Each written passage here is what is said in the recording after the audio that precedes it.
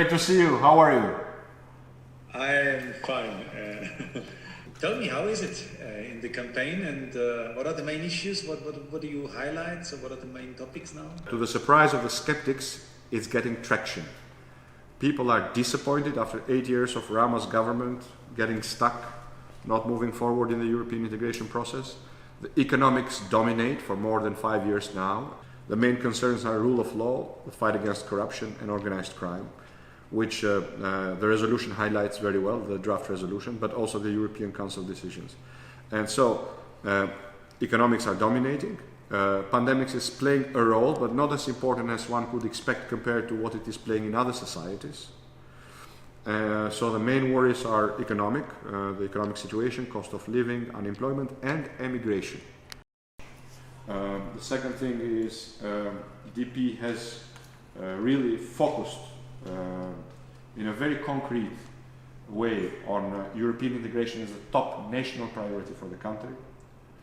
And the third thing I wanted to bring up with you is to ask you to please, I know how difficult the conditions are, make every effort you can to bring the largest number possible of EPP observers, EPP Parliamentary Group observers to the elections on the 25th of April. The eyes of the world will be here. If there is one major achievement we have now booked is that everybody understands how important these elections are going to be for Albania, and in particular for Albania's European future, but also for the country as a whole. I'm not going to dwell on the problems, because you know them, the same problems, but worse this time. The good news is that, and it's really good news, is that the people have had enough.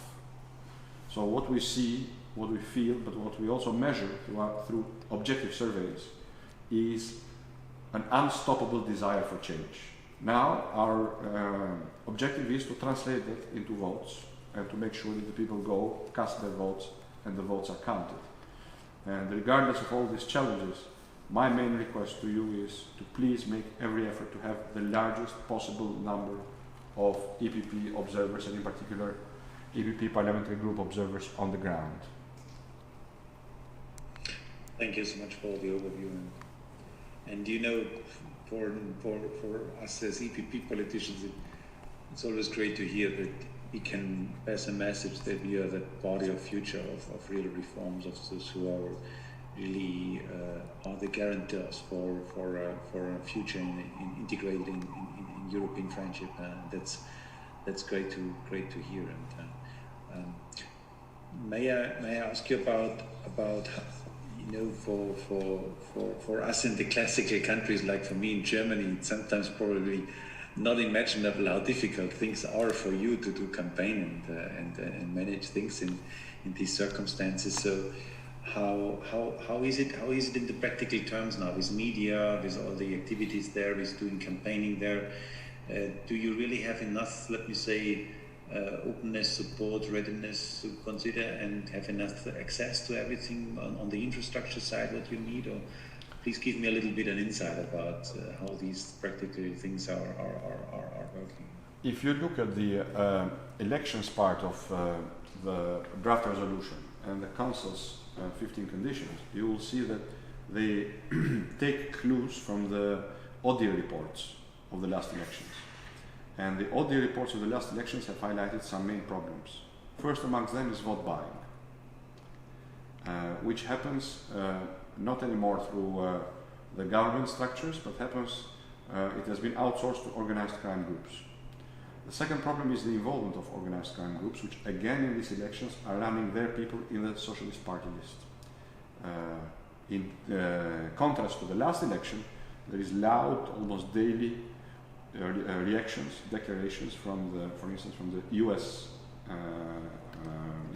diplomats, US ambassador, and also, I should say, by the EU delegation, calling on parties to run clean lists. The third problem is the violation of the law when it comes to hiring people before elections. They have hired in the last 3 months 10,000 people. You know, when we left government in 2013, part of our reform was to make a smaller government, and we brought the total number of people on the payroll, including police, teachers and doctors, to 89,000 people. You know how many people this government is paying now? 182,000. For a population that has shrunk from the time when we were governing, we estimated there were about 3.2 million people living in the country, and now there are barely 2.7, maybe 2.6, because during Rama's government, almost 500,000 have emigrated, most of them to Germany. So he has used this as a tool to build a constituency, basically.